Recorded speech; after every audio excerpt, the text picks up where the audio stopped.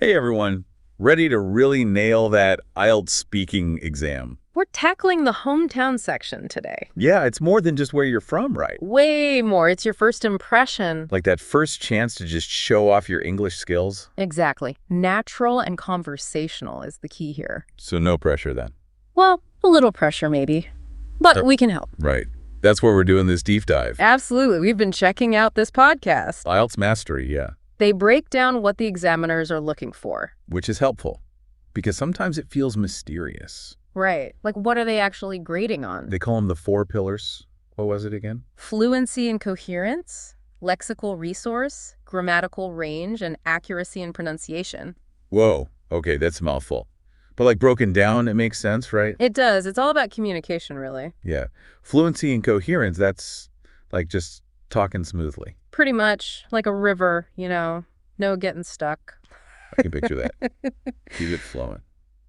Okay, what about this lexical resource? That's where you get to use interesting vocabulary. So not just like basic words. Right. Think vibrant or historic or bustling. Ooh, I like those. It's like painting with your words. Exactly. The podcast gave some great examples. Okay, now grammar. That's my personal fear. Grammatical range and accuracy. Sounds scary. It's not about being perfect. It's more about mixing it up. Mixing it up how? Different types of sentences, long ones, short ones, showing you've got the skills. So it's more like, don't sound like a robot. Exactly. Don't be afraid to show your personality. Okay, makes sense. Now, what about pronunciation? Isn't that like a big deal? It is, but think about it this way. Can the examiner understand you? That's the goal, I guess, yeah. If your words are clear, even if your accent isn't perfect, that's what matters. Makes total sense. So those are our pillars. Foundation is laid. Now, what about the actual questions they ask? The podcast highlighted 3 common ones about your hometown. Which is perfect, because they always ask about that. All right, first one. Where is your hometown? Like, how do you make that interesting? Right. It seems simple, but it's your chance to shine. So don't just say Chicago. Exactly. They gave the example of Brighton in the podcast. Brighton, England? Yeah. They said it's a charming seaside town, but then they added details. What kind of details? Like its vibrant culture and its iconic pier, stuff that makes it unique. So it's about painting a picture, not just stating a fact. You got it. You want the examiner to feel like they're there. Okay, I'm liking this. Makes it way more engaging. What about the next question? Number 2 is, what do you like about your hometown? Ooh, that's a fun one. I could talk about that for hours. Me too. But the podcast stressed being authentic here. Authentic. Yeah. Pick something you genuinely love, because that passion will show. That's interesting. Like, don't make something up just because it sounds good. Right. They gave an example about Vancouver. Oh, Canada. Oh, Okay, what did they say? They talked about loving the mountains and forests, but they connected it to something deeper. Deeper how? They said they loved the city's diversity, how it brings people from all over the world together. So it's not just describing, it's tying it to your values. You got it. Showing what matters to you about the place. I'm digging this. All right, hit me with question 3. This one's a little trickier. It's, how has your hometown changed over the years? Oh, yeah, that one always throws me off. It's like testing your memory. It's more about showing that you can think critically. Critically about my hometown. Yeah. How things evolve over time, progress and stuff. Okay, so not just listing historical facts. What was the example they gave? They used Brighton again, actually. Sticking with Brighton. Okay, go on. They talked about how it's become more modern, more tourist-friendly, new hotels and restaurants and stuff. Okay, sounds like a lot of places, right? Yeah, but they also made sure to mention the things that haven't changed. Like what? They talked about the historic landmarks, like the Royal Pavilion, finding that balance. Between old and new, I'm starting to get this. It's all about how you present it. Exactly. It's not enough just to know the facts. You got to make them interesting. Engaging, personal. I'm seeing the pattern here. You're a fast learner.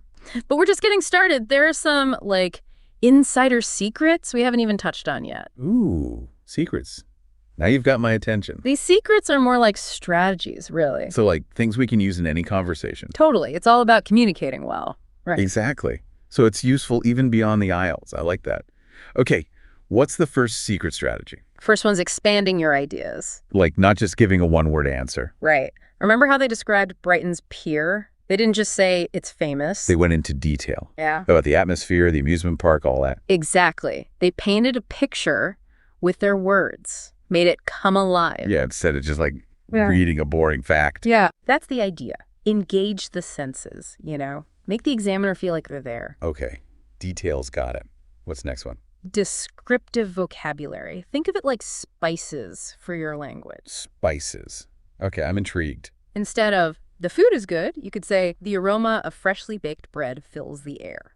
And the spices from the local market tantalize your taste buds. Yes! See? Way more interesting. Makes me hungry, honestly.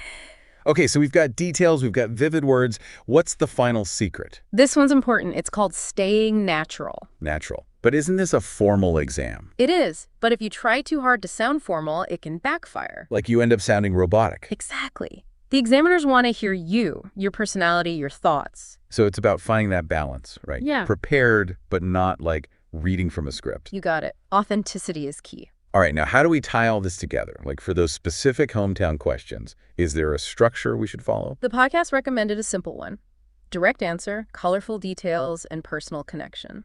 Okay, break that down for me. Direct answer, that's obvious, right? Right. So for where is your hometown? Start with a name and a quick description. Then add the details. Like with Brighton, they said it was charming, seaside, and then went into the specifics. Exactly. That's the middle of your answer, the meaty part. Okay, I'm picturing a burger now. But go on, what about that personal connection part? It's not always necessary, but it can add a nice touch. Like what? Should I talk about my family or something? It's more about showing how your hometown has shaped you. Ooh, I like that. Deeper. So for example, if you were talking about your hometown's beautiful parks.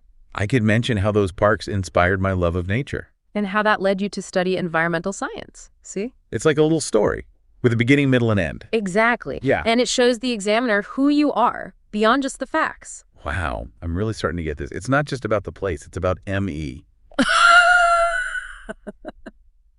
Okay, what about the other two questions? Same idea. For what do you like about your hometown? Choose something genuine. And describe it with passion. Use all those great vocabulary words. Yes, paint that picture. And for the question about how your hometown has changed. That one always throws me off. Yeah. How do I make that interesting? Highlight the contrasts. What's different now compared to the past? Okay, so like if there used to be a market that's now a mall. You could talk about that transformation, but also mention what stayed the same, like a historic building or something. So it's about showing, I understand the changes, but also appreciate the history. Exactly. It's that balance. And don't forget specific details, names, places, all that good stuff. Okay, specific details check. What if my town hasn't changed that much, though? No problem. Then focus on what makes it special right now. What makes it timeless? Think about it. Is there a local tradition? Or like a family-owned business that's been there forever? Yes. Those details tell a story, too. They show the heart of your hometown. This is blowing my mind. It's like the hometown section is actually really deep. It is. It's a chance to show who you are, connect with your roots. It's powerful stuff. And it's not just about memorizing facts. It's about sharing a piece of yourself. I love that. Me too. And honestly, that authenticity is what the examiners are looking for. Wow, this has been so helpful. I feel way more confident now. Any final tips before we move on? Practice. Record yourself answering these questions and listen back. Good idea. Hear how I sound. And most importantly, relax. Be yourself. Let your love for your hometown shine through. I can do that. All right, everyone. That's part 2 of our IELTS Hometown Deep Dive. We've got one more secret to share, though, so don't go anywhere. Okay, we're back and ready for more IELTS secrets. What else can we learn? The IELTS Mastery Podcast had one more tip. It's about connecting the dots. Connecting the dots. What does that even mean? It's about linking your hometown story to your own aspirations and personality, like taking it a step further. So it's not just about the place. It's about me, too. Exactly. Think about how your hometown has shaped who you are, what you want to do. That's deep. I guess it makes sense, though. The place you grew up in, it influences you. Totally. Those streets, those people, those experiences, they've all left their mark. Okay, I'm starting to see it. But how do I actually talk about that in the exam? Think about it. What are your values, your goals? What do you want to achieve in life? Okay, so let's say I grew up in a really small town. Everyone knew each other. And maybe that instilled in you a strong sense of community. Right. Yeah, I guess it did. I never thought about it like that. And maybe that's what drives you to volunteer, or maybe even pursue a career in social work. See the connection. Wow, I do. It's like my hometown led me to where I am now. Exactly. It's all about finding those threads, weaving your hometown into your own personal tapestry. So if someone grew up in a big city with an amazing art scene, They could talk about how that sparked their creativity, and now they're a designer, or a musician, or getting this, it's not just about the place itself, it's about the impact it had on you. Exactly. And that's what makes your answer unique. Memorable. It shows the examiner who you are. This is so cool. It makes the whole thing feel less like a test and more like sharing my story. That's the goal. Be authentic. Be yourself. Let your passion shine through. Okay, but what if my connection to my hometown isn't so obvious? What if it's just a normal place? That's totally fine. It's about finding those subtle connections. Maybe your hometown taught you to be resilient or adaptable. Yeah, like if you moved around a lot as a kid, you learn to adjust to new situations. Exactly. And now maybe that helps you in your fast-paced career. See? There's always a connection. I'm realizing that this hometown section, it's way deeper than I thought. It is. It's about sharing a piece of your heart, connecting with your roots, showing the examiner who you really are. This has been amazing. I feel like I have a whole new perspective on the IELTS. Me too. And honestly, these tips are helpful for any kind of communication, not just exams. You're right. Being able to tell your story, it's a valuable skill no matter what you do in life. Absolutely. So as you prepare for your IELTS, remember this. Your hometown story matters. It's not just facts and figures. It's a reflection of you, where you came from, what makes you unique. Share that story with confidence. Let your voice shine through. Be authentic. Be you. I love that. All right, everyone, that wraps up our deep dive into the IELTS hometown section. We hope you found it helpful, and remember, relax, practice, and believe in yourself. You got this. Best of luck on your IELTS journey. We're rooting for you.